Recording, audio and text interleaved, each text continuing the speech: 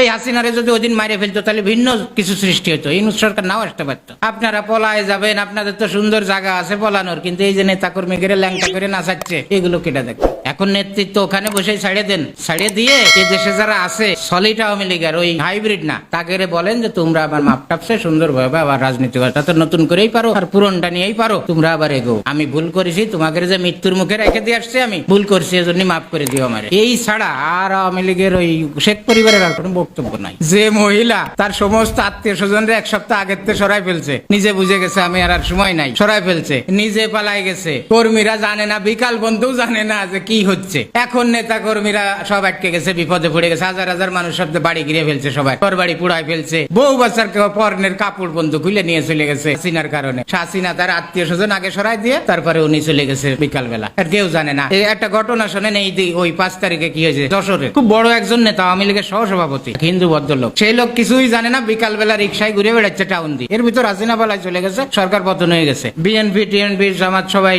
আওয়ামী লীগ বিরোধী সবাই মাঠে নেমে গেছে মিছিল করতে। এর ভিতর উনারে দেখে যে রিক্সায় যাচ্ছে, তো ওই লোকটারে করলো কি, আওয়ামী লীগের বড় নেতা, তারে ধরছে রিক্সাতে, ধরে তার পুরো প্যান্ট শার্ট সব খুলে ফেলছে, গেঞ্জি খুলে ফেলছে, শুধু জাঙ্গেটা পরা। ভদ্রলোকের বয়স 50 থেকে 55, শরীর টরির ভালো, ওই তাগড়াই মানুষ, সেই লোকটা শুধু জাঙ্গেটা আছে, খুলে ফেলছে। খোলার পরে ও তো বোঝে নাই, পরে ঠিক পেয়ে গেছে, সরকার ফলাইছে। তারপরে উনি কি ভদ্র মানুষ, বড় ব্যবসায়ী, সহসভাপতি মনে হয় 30 বছর আওয়ামী লীগের জেলা, সেই লোকটারে করলো কি, সব প্যান্ট শার্ট সব খুলে শুধু জাঙ্গেটা পরা, এখন কয় যে নাচে, তো নাচতে হবে। তারে আধা ঘন্টা ওই রিক্সার হুটে দাঁড়াইয়ে নাচাইছে, কারণ সে জানে যে আমি না নাচলে আমারে মারিয়ে ফেলবে, এখনই আমার কাল্লাটা কেটে ফেলবে, এখনই গণপিটুনি দিয়ে আর 600 মানুষ, 1000 মানুষ আমার মারিয়ে ফেলবে। সে ওই অবস্থায় ল্যাংটা অবস্থায় নাচিছে, আধা ঘন্টা নাচার পরে তারপরেও রিক্সাতে নামাইয়ে কিলেইছে, ঘুষোইছে, গাড় ধাক্কা দিছে, ডাকে খত দিছে যে আওয়ামী লীগ আর করবো না, তারপরে তারে মারিছে, মারিয়ে ধরে পরে কোনো মতো কিছু ভালো লোক থাকে না, সব দলে তো ভালো মন্দ সবই আছে, কিছু ভালো লোকে তো তারে রক্ষা করে ওই প্যান্ট শার্ট আবার পরাইয়ে বাড়ি পাঠাই দিচ্ছে।